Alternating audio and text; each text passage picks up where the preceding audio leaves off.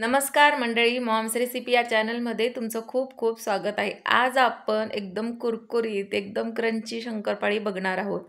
तरी आतापर्यंत तुम्ही प्रत्येक वेळेस मेजरमेंट घेऊन शंकरपाळी बनवत असाल आणि तरीसुद्धा तुमची शंकरपाळी फसत असेल, तर या व्हिडिओमध्ये तुम्हाला कुठल्याही प्रकारचं मेजरमेंट न घेता ही शंकरपाळी एकदम खुसखुशीत न चुकता कशी होऊ शकते ते व्हिडिओमध्ये कळेलच. तर व्हिडिओ शेवटपर्यंत नक्की पहा.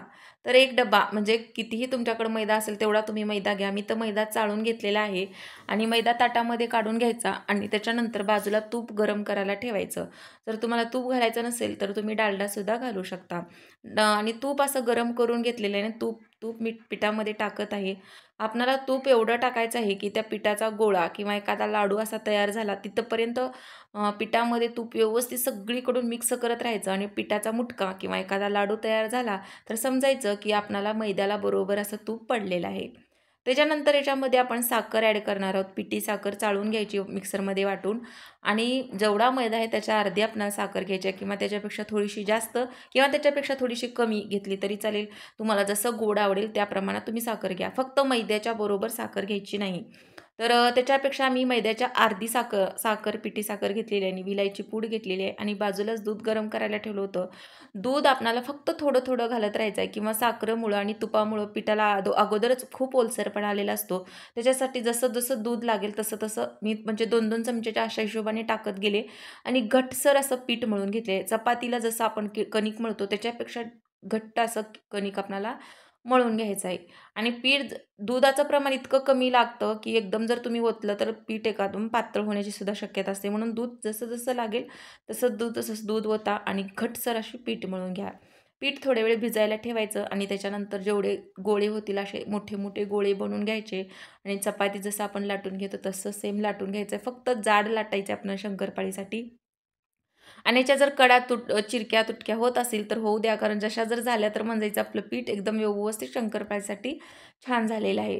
तर अशात जर कडा तुटलेल्या असेल तर अजिबात घाबरू नका. ते कट करून बाजूला काढून टाकायचं असतं, कारण शंकरपाळीची लाटी अशीच होते. अशी झाली तर समजायचं की आपली शंकरपाळी एकदम खुसखुशीत अशी तयार होणार आहे. तर या जाडीची मी लाटी बनवून घेतली आणि त्याच्या जे कड्या तुटलेल्या आहेत ते कट करून बाजूला काढून घ्यायच्या आणि चौकोनी आकारच्या स्क्वेअर आकाराची लाटी आपल्याला ठेवायची आणि त्याच्यानंतर चौकोनी किंवा जशा तुम्हाला षटकोनी पाहिजे असेल तर तशासुद्धा तुम्ही शंकरपाळी कट करून घेऊ शकता. तर आता मस्त आपल्या चौकोनी आकाराच्या मी तर शंकरपाळ्या कट करून घेणार आहे. जशा तुम्हाला आवडतील किंवा टोपणाच्या साहाय्याने गोल गोलसुद्धा तुम्ही बनवू शकता किंवा टोपणाच्या साहाय्याने अर्धा चंद्रोकर आकाराच्या सुद्धा तुम्ही शंकरपाळ्या कट करू शकता. तर मी अशा आकाराच्या इथं कट करून घेतलेल्या आहेत. तर तुम्हाला तळल्यानंतर कळेलच हे शंकरपाळ्या किती छान अशा तयार झालेल्या आहेत. तर छान अशा शंकरपाळ्या तयार झालेल्या आहेत. तर व्हिडिओमध्ये थोडासा आवाज तुम्हाला व्यवस्थित आजूबाजूचा येत असेल तर सॉरी, माझ्याकडे स्पीकर नाही. मी डायरेक्टच मोबाईलवर आवाज कनेक्ट करते आणि बोलते. तर त्याच्यासाठी सॉरी.